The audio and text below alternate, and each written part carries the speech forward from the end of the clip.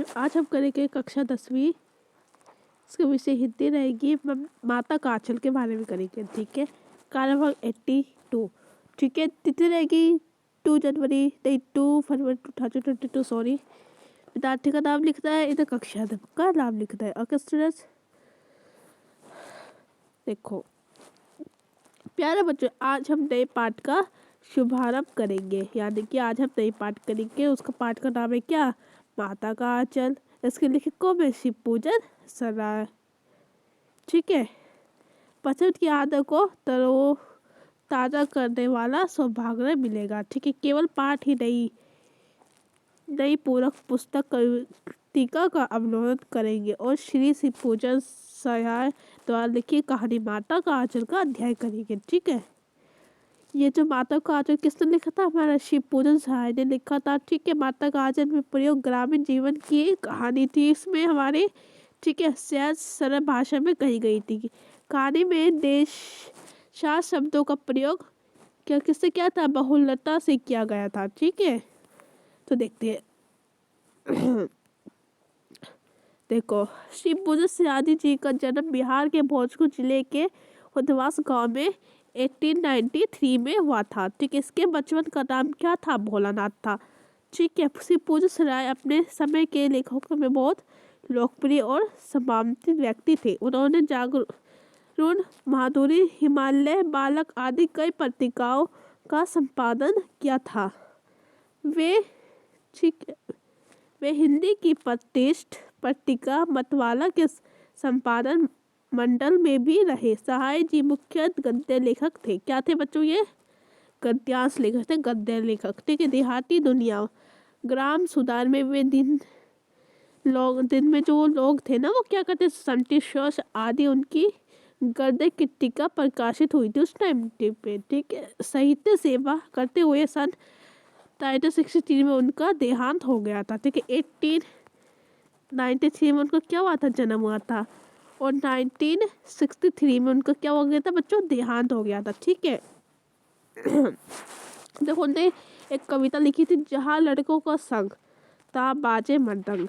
जहाँ यानी कि जहाँ लड़कों का संग है उधर बचता है क्या? बाजे मर्दंग। ठीक है। जहाँ बुड्ढों का संग वहाँ खर्चे का तंग। जहाँ बुड्ढे का संग होता है, बुड्ढे का, उधर खर्चे का ही संग होता है।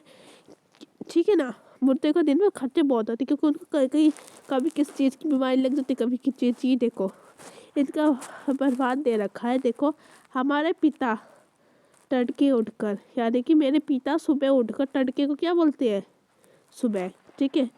निपट नहाकर पूजा लाने बैठ जाते। तो मेरे पिता सुबह उठकर निपट जाते नहाकर। ठीक है। पूजा करने बैठ जाते। ठीक है। लाने का मतलब है बैठ जाते, पूजा करने लग जाते।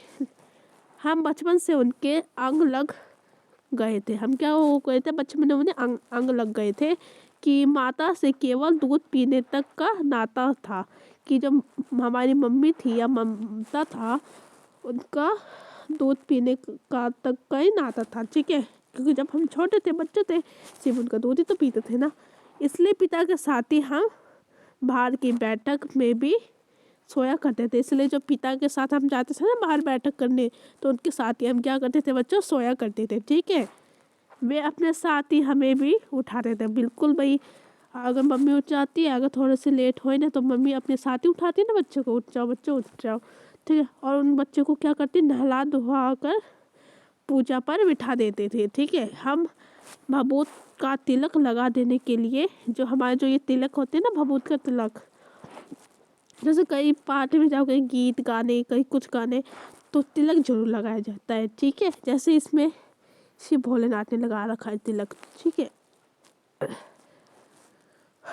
कुछ हंसकर, कुछ झुझार कर, यानी कि कुछ हंसकर या और कुछ झुझार कर और कुछ डांट कर क्या करते थे? वो चौड़े लिचार में त्रिपुट कर देते थे। ठीक है। हमारे लिचार में भभूत खूब खिलाती थी। हमारे लिचार में क्या भभूत जो है, ये हमारे क्या है? खूब खिलाती थी ये हमें। ठीक। सिर में लंबी लंबी जटाई थी।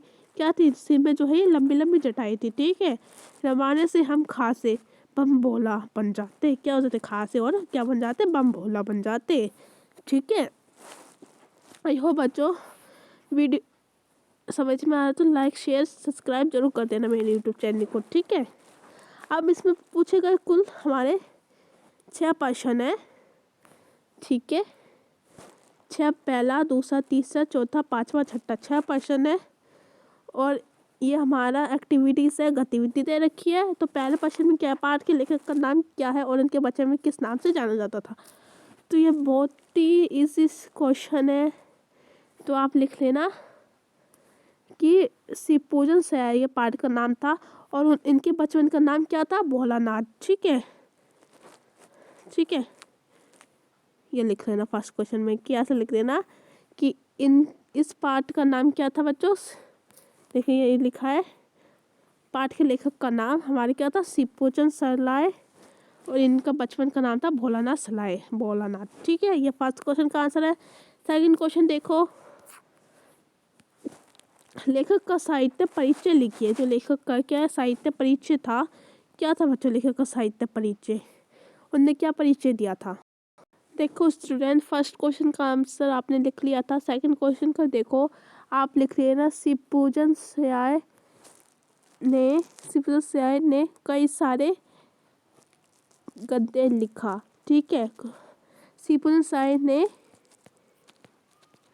कई सारे क्या लिखा था, गद्य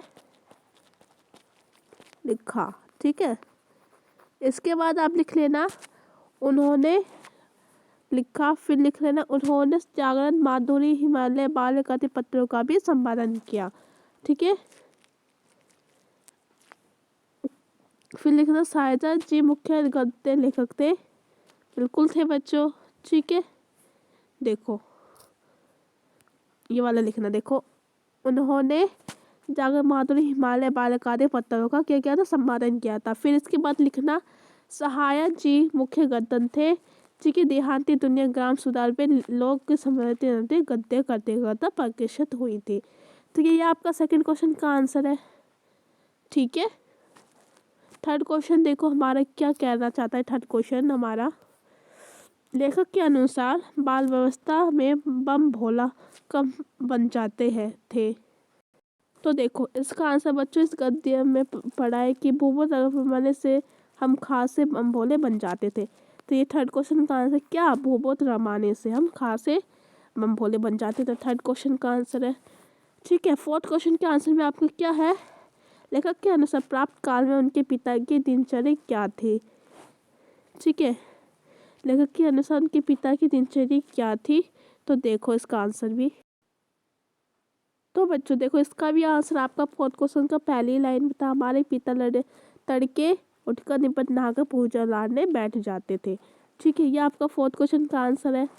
फिफ्थ क्वेश्चन के आंसर में आपसे क्या पूछा, भूभोज से आप क्या समझते हैं। तो फिफ्थ क्वेश्चन का आंसर भी आप ये लिख लेना कि, तो इसका आंसर बच्चों क्या लिख लेना, भूभोज से आप क्या समझते हैं। फिफ्थ का, यंग कुंड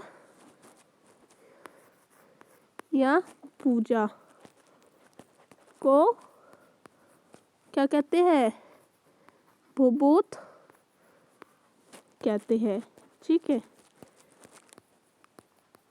ठीक है।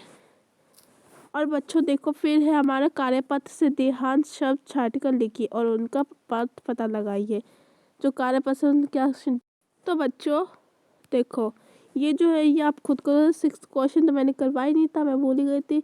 जहाँ लड़कों का संग तहाँ बात है मदंग से आप क्या समझते हो। देखो इसका आंसर तो देख लो बच्चों, ये है आपका सिक्स क्वेश्चन का आंसर, ठीक है।